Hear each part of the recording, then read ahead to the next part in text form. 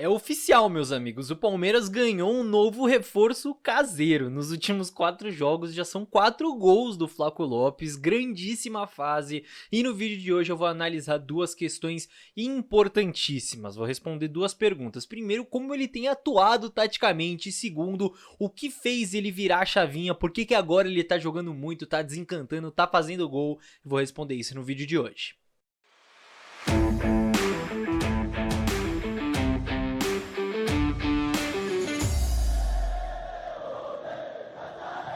Salve, salve você que acompanha a Análise Verdão aqui no YouTube. Meu nome é Leonardo Suzuki, sejam muito bem-vindos a mais uma análise muito pedida por vocês. Flaco Lopes tá em grande fase, tá fazendo muito gol e tá merecendo um videozinho só dele, só pra ele. É isso que eu vou fazer aqui, analisar esse renascimento do Flaco Lopes, o novo centroavante do Palmeiras, digamos assim. Inclusive, já checa se você tá inscrito aí, porque essa análise foi muito pedida por vocês. Então se você ainda não estiver inscrito, já viu algum vídeo da análise aqui e ainda não se inscreveu, por favor inscreva-se aqui, é só um clique e você fica por dentro de todas as análises, inclusive no último vídeo que foi a análise pós-jogo de Palmeiras 2-1 contra o Cuiabá, né, que o Flaco Lopes fez o gol da vitória. Eu falei no vídeo que eu ia fazer essa análise aqui, eu dei o spoiler por lá, então não esqueça de conferir sempre os outros vídeos também, as análises pós-jogo. Eu posto análise aqui sempre depois do jogo do Palmeiras, logo depois do jogo já sai a análise aqui no canal, então inscreva-se, acompanhe e vamos falar de Flaco Lopes. Então primeiro a gente precisa entender como o Flaco Lopes tem jogado no Palmeiras, como ele tem atuado, e aí a partir de dois pontos principais. Primeiro é o posicionamento dele, porque ele tem um posicionamento dentro da área que é muito forte, sendo alvo de cruzamentos, e esse ponto é muito forte nele, né? Ele gosta de estar na área, de atacar a bola, de usar a impulsão dele, de finalizar em poucos toques. Ali dentro da grande área é a praia dele, então ele tem se posicionado bem para ser alvo desses passes finais. E o segundo é um ponto tático que é muito importante para a gente entender esse renascimento do Flaco Lopes, que é a mobilidade que ele tem jogando em dupla, porque hoje o Palmeiras joga com uma dupla de ataque, seja com ele e Rony, que tá lesionado, ele, Navarro, ele e Endrick, que tem sido essa dupla nos últimos jogos. Então ele joga em dupla e ele é o jogador que sai da referência para dar opção de passe, que sai dessa centroavância para ajudar a construir, para inverter uma bola, como foi no gol contra o Cuiabá, ou mesmo no próprio gol dele contra o Tombense, que é um gol que tem de tudo do Flaco Lopes. Ele sai da área, ele tem essa mobilidade, ele dá a opção de passe, ele faz a inversão, ele arranca para atacar a bola, ele mostra aquela impulsão no jogo aéreo forte, né? Esse gol aí é um suco de Flaco Lopes, mas é muito importante entender como ele se sente confortável dessa maneira e como essa mobilidade para ele é importante, de não ser aquele centroavante que fica paradão, ser aquele centroavante que sai, que pega na bola, que ajuda a construir, que dá linha de passe. Então é o que eu disse, taticamente dá pra ver que ele tá muito confortável nessa função, e aí tecnicamente ele tem evoluído também, tem ganhado cada vez mais confiança pra arriscar, por exemplo, aquele chutaço que ele deu contra o Bolívar. Só um jogador com confiança dá um chutaço daqueles, arrisca um chute daqueles. Mas por que ele só foi desempenhar dessa maneira agora? Por que ele não demonstrou isso antes? Olha só, eu tenho dois pontos, duas justificativas pra você, que são justificativas muito lógicas e eu tenho certeza que você vai concordar comigo, se liga. Primeiro, rapaziada, adaptação tática, adaptação na estrutura. Então por que ele se sente confortável jogando dessa maneira? Porque é exatamente assim que ele jogava no Lanús, no antigo clube dele. Então lá na Argentina ele jogava em uma dupla de ataque no Lanús também, e ele também era o atacante que tinha essa função de recuar, de buscar o espaço nas costas dos volantes, de ajudar o time para oferecer uma linha de passe e inverter uma bola, enfim. Essas semelhanças não são coincidências. Lá no Lanús ele era esse cara que ajudava o time a construir, que não era o centroavante paradão, como ele não tá sendo aqui no Palmeiras. Então, isso não significa que ele não possa se adaptar a uma outra função, de ser, por exemplo, esse centroavante que fica mais na área, enfim, ele é um jogador muito jovem, ele pode se adaptar a fazer várias funções, mas é claro que ele vai se sentir mais confortável jogando da maneira que ele sempre jogou.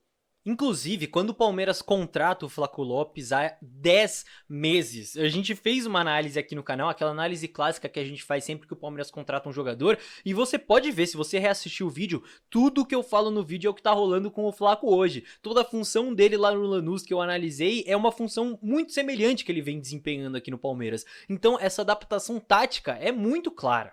E outra coisa que eu falo lá no vídeo e que eu acho que é muito ignorada quando a gente fala em contratações que vêm da Argentina ou que vêm de outros mercados nesse sentido, é a adaptação ao futebol brasileiro. O ritmo é diferente. Não é que o futebol brasileiro é a Premier League, não. Mas o ritmo do futebol brasileiro e o ritmo do futebol argentino são diferentes. E o Flaco falou isso numa entrevista recentemente, quando perguntaram pra ele sobre essa adaptação, ele falou isso. Aqui no Brasil você tem menos tempo pra pensar, você tem defesas mais organizadas. É fato, exige adaptação. E agora, claro, além dessa adaptação tática, tanto no futebol brasileiro quanto no esquema de jogo do Palmeiras, no modelo de jogo do Abel Ferreira, você tem adaptação pessoal dele. E aqui eu fiz uma pesquisa e vejam só que interessante, vocês vão começar a entender o tamanho da mudança que foi para ele sair do Lanús e vir pro Palmeiras. Eu achei uma pesquisa, uma matéria do UOL de 2017, que constatou ali que o Lanús tinha cerca de 120 mil torcedores, tá? 120 mil.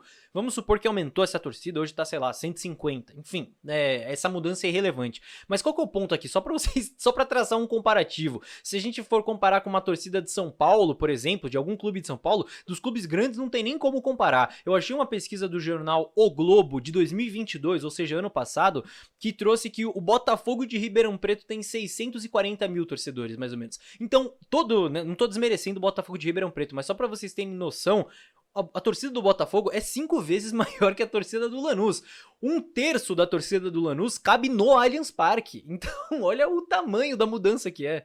E ele é um cara super jovem, que tava a vida inteira ali no Lanús, tinha jogado 2 temporadas pelo clube argentino, e aí ele salta de um clube com uma torcida pequena para um clube com uma torcida gigante, fora o tamanho que tem o Lanús e o tamanho que tem o Palmeiras, fora a pressão que é jogar no Palmeiras hoje em dia, fora o fato de que quando o Flaco veio, tava naquela neura de precisa de um centroavante, precisa de um camisa 9, e ele veio, pô, a salvação e tudo mais, né, veio junto com o Merentiel e tal, então ele deu todo esse salto com 21 anos, não dá pra imaginar que ele vai vir aqui e vai sair jogando que nem o Benzema. E mais uma vez, tudo isso eu falei no vídeo que a gente fez aqui quando o Palmeiras contratou ele. Então por isso que é interessante, que é bom a gente regular essas expectativas. Tá muito claro que o Flaco tem qualidade técnica, que o Flaco pode encaixar nesse Palmeiras, tá encaixando agora.